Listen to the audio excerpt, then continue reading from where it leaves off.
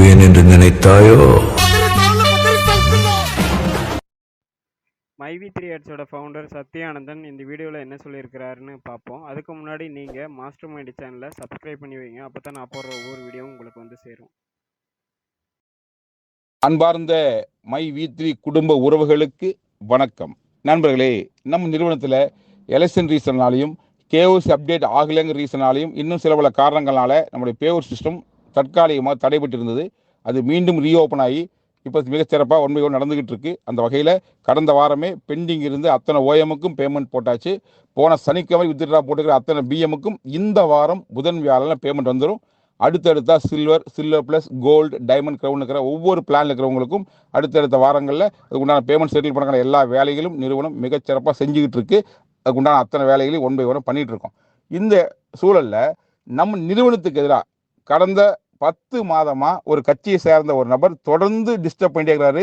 Petition மேலே petition, complaint. இதற்காக நான் போகாத அலுவலகம் கிடையாது, பார்க்காத அதிகாரி கிடையாது. அத்தனை பேருக்கு விளக்கம் கொடுத்து அத்தனை டாக்குமெண்ட் செட்டில் பண்ணியிருக்கோம் நம்ம. ஸோ அப்படி நடத்தி தான் இந்த பிஸ்னஸ் வந்து இது வரைக்கும் கொண்டு வந்திருக்கோம். அப்படி இருக்கும்போது திடீர் வீடியோ போடுறார் அவர். என்ன அப்படின்னா, இப்போ போட்டுக்கிற கேஸுக்கும் எங்களுடைய கட்சிக்கும் எனக்கும் எந்த சம்பந்தம் இல்லை, நாங்கள் எந்த கேஸும் கொடுக்கவில்லை, காவல்துறை தானா முன் வந்து தான் கேஸ் போட்டாங்க, மற்றபடி எங்களுடைய ப்ரெஷரோ அழுத்தமோ எதுவுமே இல்லைன்னு சொல்லி ஒரு ஸ்டேட்மெண்ட் தராரு. எதுக்கு அப்படி தராரு?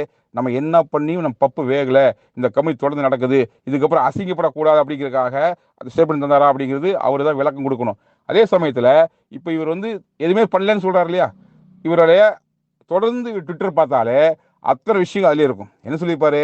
இந்த நிறுவனத்துக்காக 100வது முறையாக புகார் கொடுக்கிறேன், இந்த தேதியில் அது கொடுத்தேன், அந்த தேதியில் இது கொடுத்த, இந்த ஆஃபீஸுக்கு அங்கே போனேன், அந்த ஆஃபீஸுக்கு இங்கே போனேன்னு சொல்லிட்டு ஒரு பெரிய லிஸ்ட்டே வச்சுக்காரு.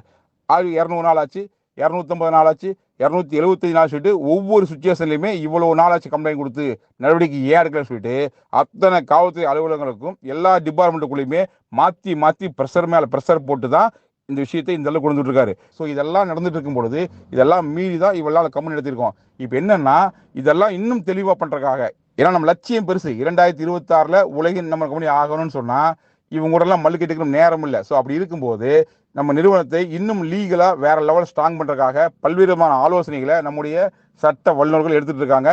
ஸோ அந்த வகையில் நம்முடைய சட்ட வல்லுநர்கள் என்ன நமக்கு ஆலோசனை சொல்கிறாங்களோ அதை உள்வாங்கிட்டு அதை முறையாக செஞ்சு இன்னும் நிறுவனத்தை சட்டப்படி ஸ்ட்ராங் பண்ணி எல்லா லெவல்லையும் நம்ம கம்பெனி வந்து வேற லெவல் கொண்டு வரக்கான முயற்சி நடந்துகிட்டு இருக்கு. ஸோ நம்முடைய அத்தனை முயற்சியும் சக்ஸஸ் பண்ணுறதுக்கான ஏற்பாடுகளை நம்முடைய சட்ட வல்லுநர்கள் சிறப்பாக செஞ்சுட்டு இருக்காங்க. ஸோ அவர்களோட ஆலோசனையோடு உங்களின் ஒத்துழைப்போடு நிச்சயமாக நம்ம கம்பெனி 2026 உலகின் நம்பர் 1 கம்பெனியாக மாறியே தீரும்.